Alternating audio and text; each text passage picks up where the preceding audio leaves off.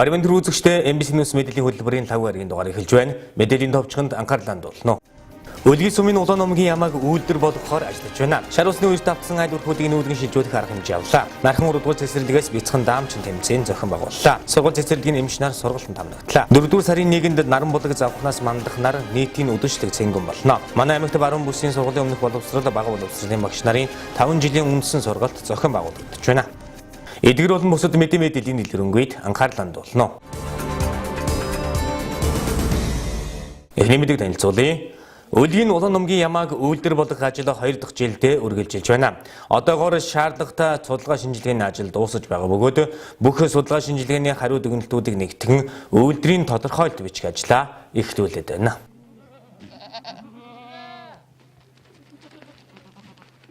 Өлгийн сумын малчин шалхаан 1959 онд Мянгад ямаа нэгдэлд нийгэмчилж байжээ. Үүний 60% нь улаан зүсмийн ямаа байсан байна. Тэрээр улаан зүсмийн ямааг ардын селекцийн аргаар илүүтэй сонгон үржүүлсэн нь санамсаргүй тохиолдол биш юм. Цагаан шарга зүсмийн ямааны ноодор бага самнахад хялгас ихтэй төдийгүй түүнийг түүхэд хялбар бус хаврын хавсраг салхи шуурганд болон хүүтнийг төсвөрлөхтэй муу үнээс үүдэн хээл хаях тохиолдол цөөнгөг бодолцсон. Бараа нь үүний дотор улаан зүсмийн ямааг шилж үржүүлсэн нь одоогийн Өлгийн улаан ямааны эхлэлийг тавьсан түүхтэй. 1986 оноос эхлэн ардын болон уламжлалт селекцийн арга хэрэгсний дүнд 2017 оны байдлаар сумын ямааны 98.5% нь улаан зүсмийн болжээ. Увс аймагт 1,257,916 ямаа байгаагаас 24.3% буюу 361,969 улаан зүсмийн ямаа Өлгийн өмнө говь завхан наран булаг тариалан ховд сумдад үржүүлэгдэж байна. Аймгийн нийт ямааны 589% нь Өлгийн сумд ноогдож байгаа юм. Өлгийн улаан ямааг үйлдвэр болгох хаврын ангилтын хүрээнд мал аж ахуй эрдэм шинжилгээний хүрээлэнтэй гэрээ байгуулан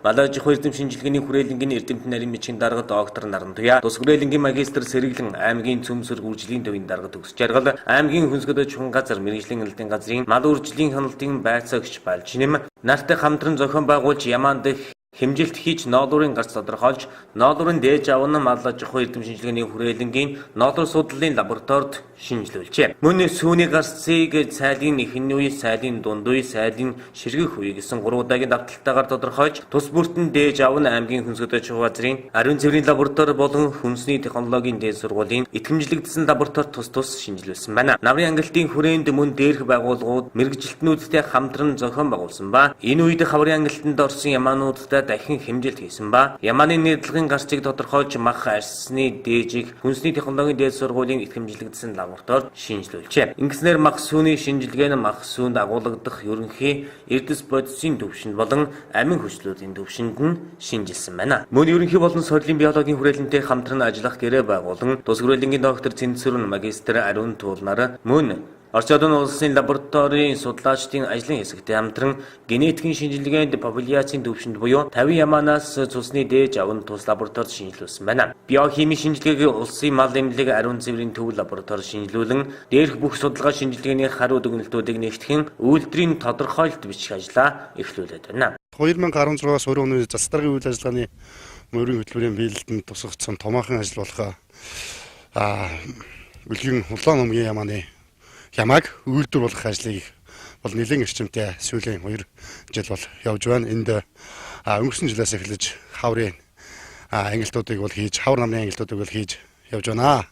Ингээд мал аж ахуй эрдэм шинжилгээний хүрээлэнгийн доктор эрдэмтэн нарийн бичгийн дарга Наран Туяа, мөн мал аж ахуй эрдэм шинжилгээний хүрээлэнгийн магистр Сэргэлэн нартай хамтран 2 жилийн хугацаанд бол ямааны тооцоо судалгаандаар 2 жил ажиллалаа. Нийт сумын хувьд бол 134,000 толгой мал байдгаас 74,000 толгой мал нь ямаан сүрэг байдаг.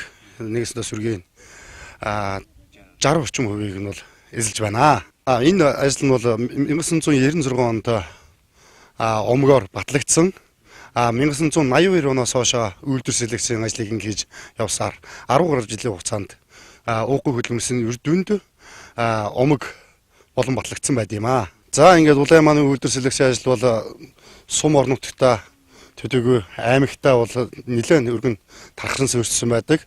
Мөн тухайн бас зөв хөрсөглөлтөө сумууд болон мөн Үргшээ аймагт бол нэлээд тархаж энэ улаан өмгийн ямаагаар бол малаа бол сэлгэсэн асуудал байдаг. Энэ үйлдвэр болох ажлыг эхлүүлж байгаа үйлдвэр болох зорилт нь бол орон нутагт үржүүлэгдэж байгаа гойд ашиг шимтэй малын удам мөхсаг удмын сангийн хамгаалах цаашлаад орон нутаг болон аймаг бүсийн хэмжээнд үндсэн сайжруулагчаар ашиглахад гол зорилго маань оршиж байгаа.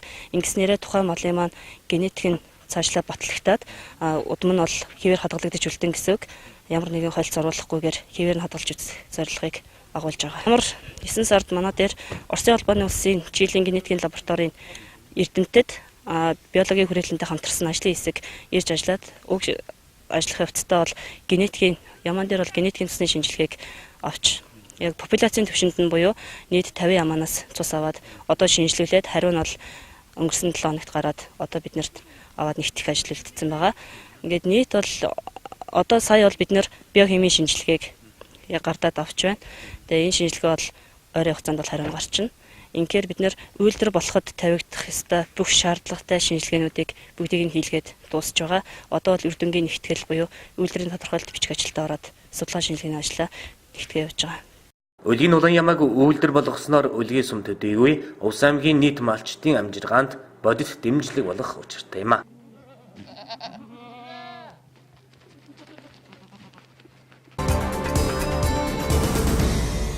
Дараагийн мэдээ ойрын өдрүүдэд огцом дулаарсантай холбоотойгоор цас хайлж тэр хэрээрээ шар усны үерийн хэмжээ нэмэгдэж байна. Улаангом сумын 6, 7, 10 дугаар багийн айл өрхүүд усан давтсан талаарх дуудлага ирсэнтэй холбогдуулан Улаангом сумын онцгой комисс хуралдаж аймгийн онцгой байдлын газар хот огшилт үйлчлэгээний газартай хамтран усан давтсан айл өрхүүдийг нүүлгэн шилжүүлэх ус боох арга хэмжээ авч ажиллалаа.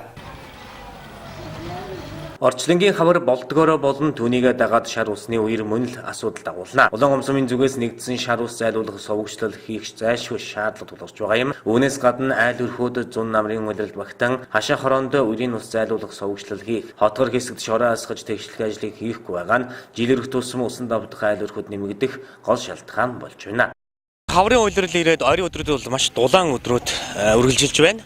За дулаан өдрүүд үргэлжилж байгаа энэ өдрүүдэд бол шар усны үер. За цас их хэмжээгээр өвөлд нь ордог. За хавар нь бол шар усны үер бол гардаг. Энэ бол асуудал бол жил болгон л тохиолддог юм бэрхшээл байдаг.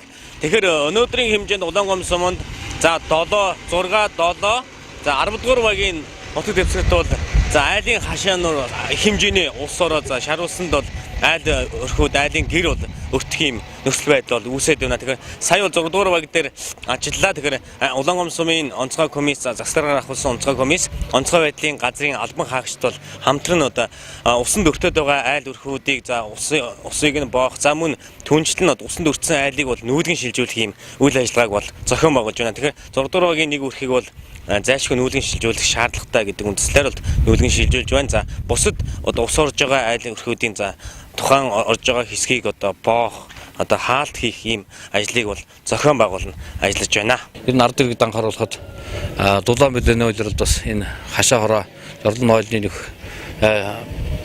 бас үрийн далн босгож шар усны үер тавтах, бороо гүндрийн үер тавтахаас хамгаалсан арга хэмжээ аваач гэж уриалмаар байна. Энэ болзошгүй тохиолдохоос хурдсан сэргийлэх үйл ажиллагаа авч ажиллах шаардлагатай байна. Улаангом сумын онцгой комисс аймгийн онцгой байдлын газар хот очилт үйлчлэгээний газрын хоёр айлыг одоо бас нүүлгэн зөөл шилжүүлэх ажлыг өнөөдөр хийгээд ингээд ард иргэд бас сэрэмжлүүлэг болгож өнөөдрийн энэ дүр зургийг харуулж байна. 7 дугаар 10 дугаарыг нутаг дэвсгэр дээр байгаа үерийн сувгчлал бол хийгдэж байгаа.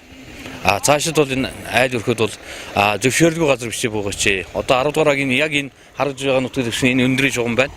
Өндрийн шугам дээр зөвшөөрлгүй газар хийж буучаад одоо ингээд манайх үер тавтлаа гэрний үлгэж өгөөч.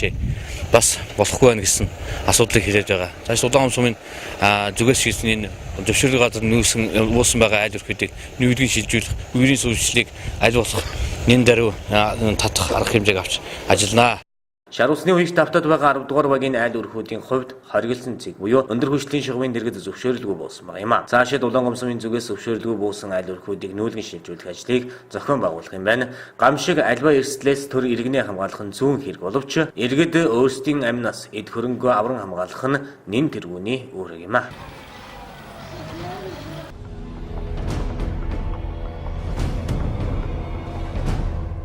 Засгийн газрын хуралдаанаас цэргийн дүүцүүлэх албыг 2018 онд мөнгөн төлбөрийн хэлбэрээр орлуулан хаах иргэний төлөх мөнгөний хэмжээг 5,70,999 төгрөг байхаар тогтоожээ. Мөн хуралдаанаар цэргийн албыг биеэр дүүцүүлэн хаах журмыг хэлэлцэн баталсан байна. Цэргийн дүүцүүлэх алба хааж байгаа иргэд батлан хамгаалах үйл хэрэгт суралцаж, байгалийн болон нийтийг амарсан гамшигын аюулаас удчлан сэргийлэх, түүнтэй тэмцэх, хорог уршгийг адилгах, хүн малын гоц халдварт өвчний үед тогтоосон хорой цэрийн дэглэмийг сахиулах, орон нутагт хэрэгжиж байгаа бүтээн байгуулалтын ажилд оролцдог юм а.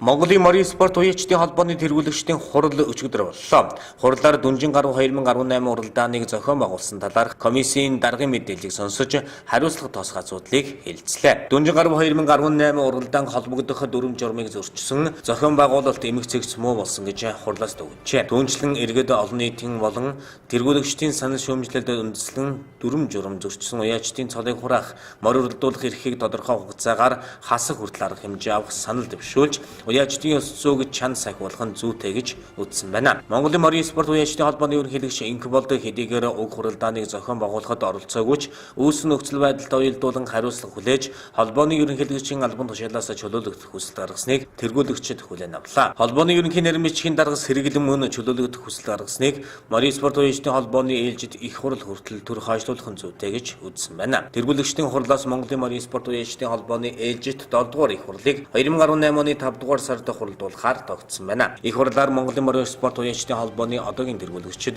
бүрэн бүрэлдэхүүнээр огцрох нь зүйтэй гэж үзэж байгаагаа хурлын нүгээр илэрхийлсэн байна.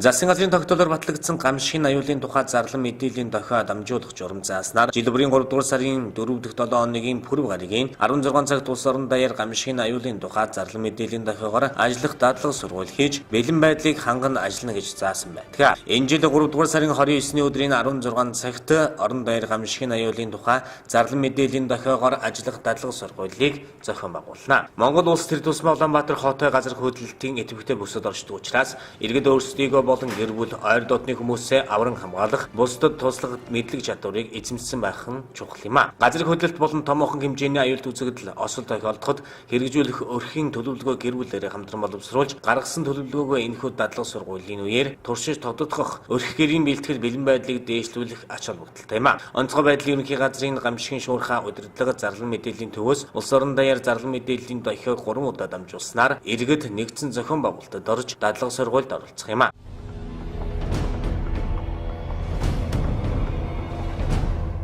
Төрийн орон сууцны корпорацид бүртгэлтэй байсан Говьалтайн 120, Дундгувийн 20, Орхон 315, Хөвсгөлийн 135, Улаанбаатар хотод 972, нийт 1562 айлын орон сууцны дуусаагүй барилгыг Хөгжлийн банкны балансанд шилжүүлжээ. Мөн барилгыг гүйцэн барихад шаардлагатай хөрөнгийг шийдвэрлэж, энэ онд ашиглалтанд оруулахыг засгийн газраас банкны төлөөлөн удирдах зөвлөлд даалгасан байна. Барилгуудыг ашиглалтанд оруулсны дараа түрээсэн орон сууцны санд шилжүүлэх асуудлыг дахин авч үзэхээр болжээ.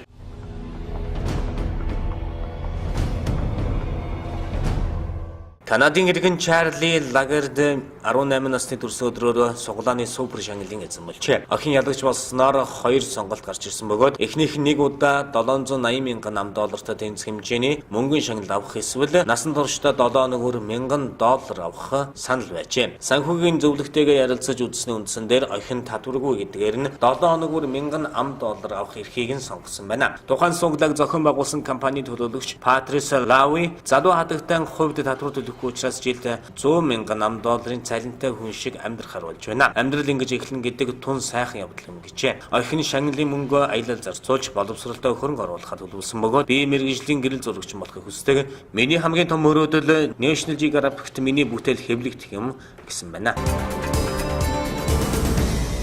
Дараагийн мэдээ. Энэ жил нархан 3 дугаар цэцэрлэгийн түүхт 70 жилийн ой тохионо. Ойгоогтож далан бүтээлж ажил хийхээр төлөвлөсний нэг нь Улаангом сумын цэцэрлэгүүдийн хүүхэд багчуудын дунд зохион байгуулсан бяцхан даамчин даамын тэмцээн юм а. Тус тэмцээнд 11 цэцэрлэгийн 20 гаруй бяцхан даамчид оролцлоо.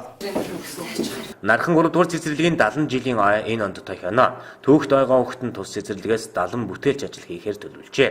Бяцхан даамчин даамын тэмцээн нь 70 бүтээлч ажлын нэг юм байна. Тэмцээний эхний шатыг цэцэрлэгүүд дотооддоо зохион байгуулсан бол шалгасан хүүхдүүд энэ удаагийн тэмцээнд оролцож байна. Эрэгтэй эмэгтэй төрөл тусдаа явагдаж дүнгээ гаргана.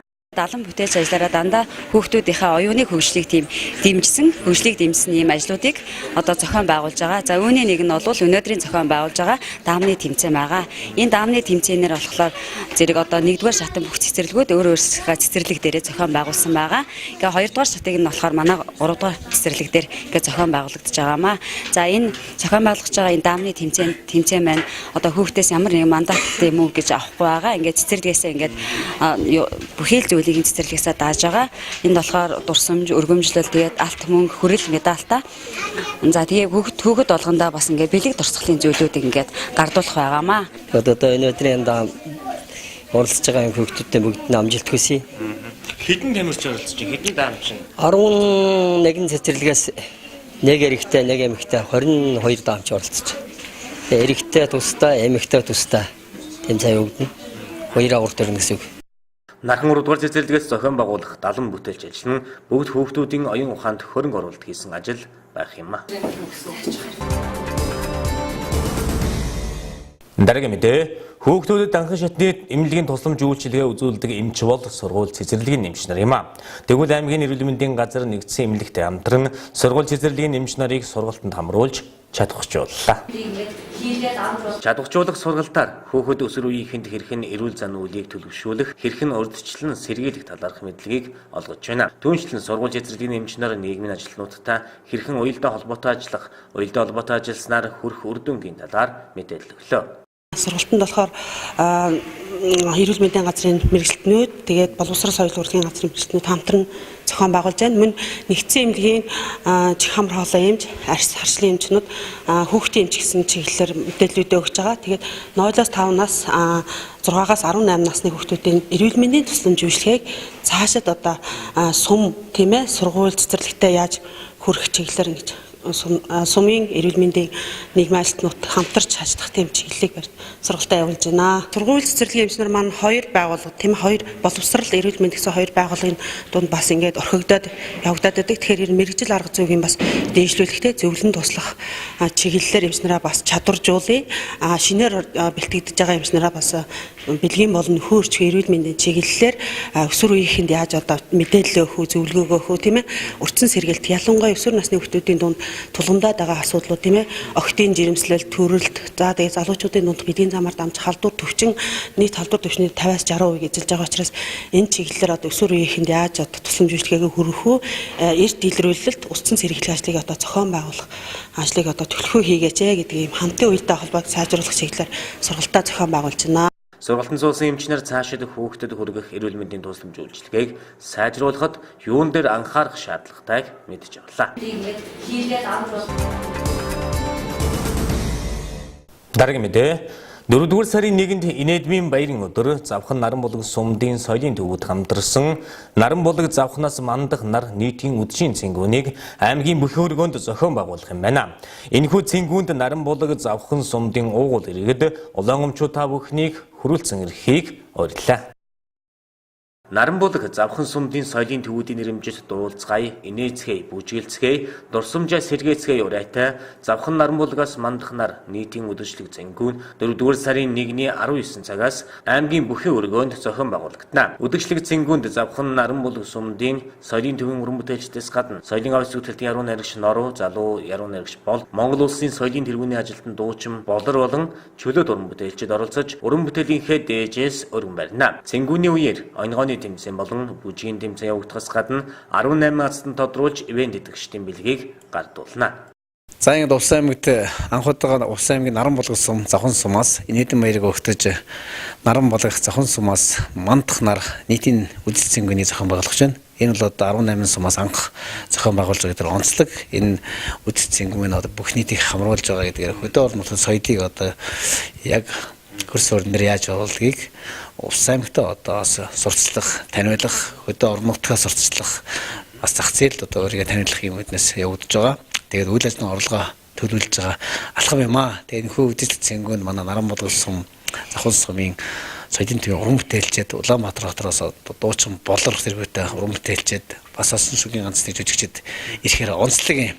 18 хастантаа улаан загалмаа нийгэмлэг, за насны элч компани, за дулааны элч компани, наран болгох сумын одоо дэдгүүр рачнууд одоо идэвхтэй оролцож байна. Тэгээ та бүхнийг энэ үзэлт цэнгүүнд идэвхтэй оролцохыг уриалж байна. Үзэлт цэнгүүнд бол одоо танго бүжиг, за уянгийн бүжиг, за хошин шогийн өнгөний уралдаан гэх мэт одоо 3 төрлийн уралдаан явагдана.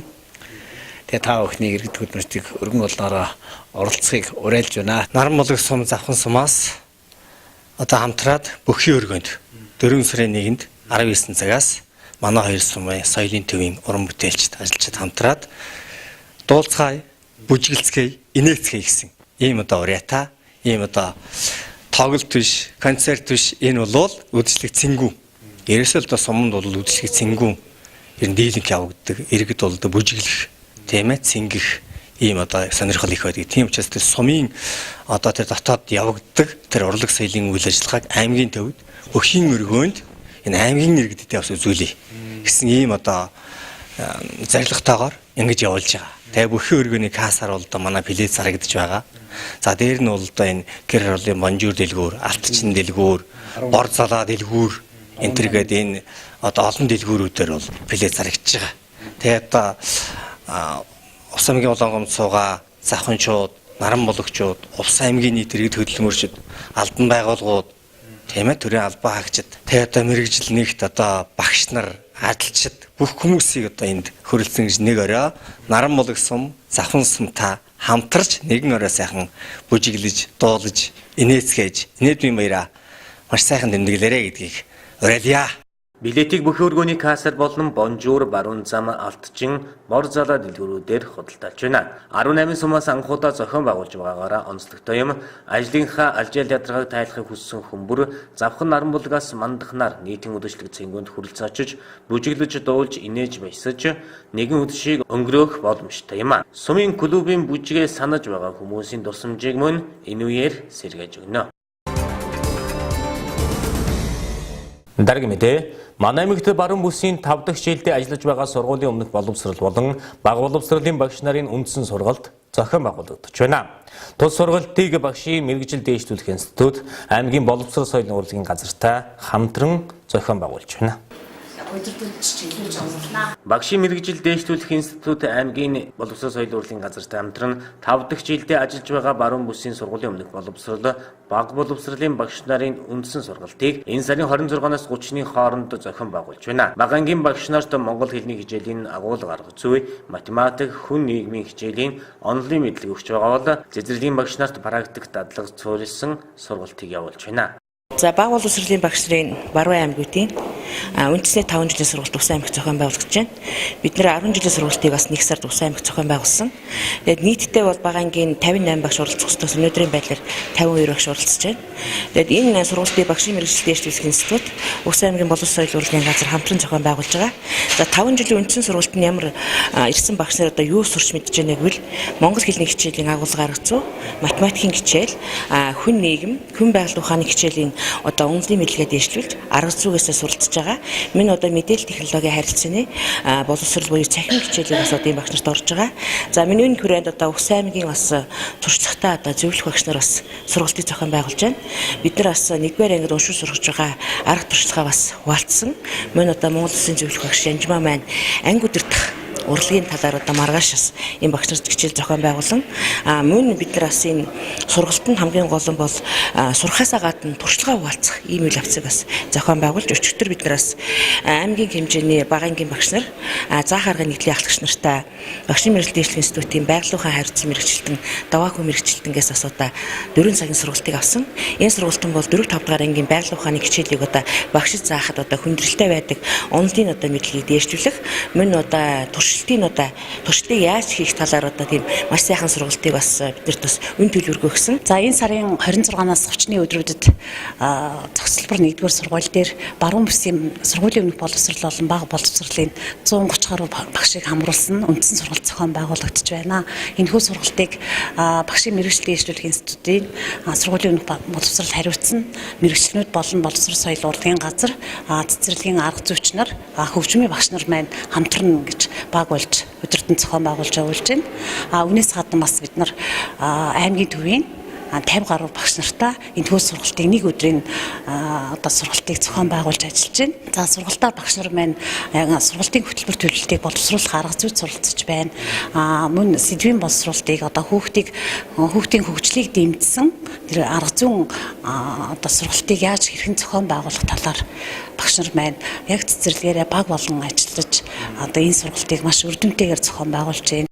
Сургалт танхимын хэлбэрээр явагдахаас гадна Улаангомс сумуудын сургууль цэцэрлэгүүд дээр туршлага судлах манай аймгийн сургууль цэцэрлэгүүдийн тэргүүн туршлагуудтай танилцах хэлбэрээр явагдаж байна. Сургуульд нийт 130 гаруй багш оролцож байна.